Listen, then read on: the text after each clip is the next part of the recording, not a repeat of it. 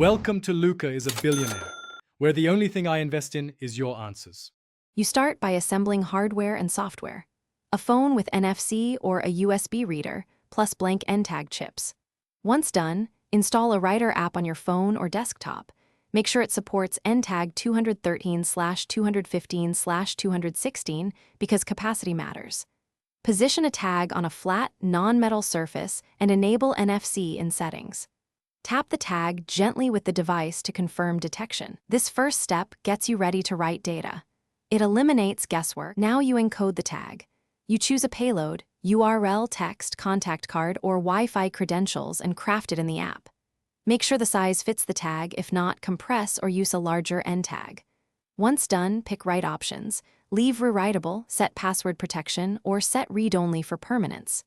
Tap write, then immediately read back to confirm the record. If available, use the app checksum to verify integrity. This prevents wasted tags and keeps your data reliable. Finish by validating and installing the tags. You test each tag on several phones and angles to confirm consistent reads. Make sure the activation range meets your use. Mount tags away from metal or shield them with a thin spacer, and weatherproof outdoors with laminate or epoxy.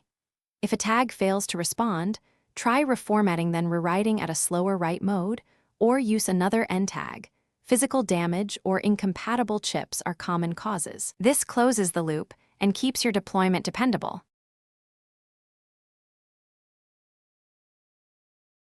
Thanks for watching and please subscribe. It's the best investment you'll ever make.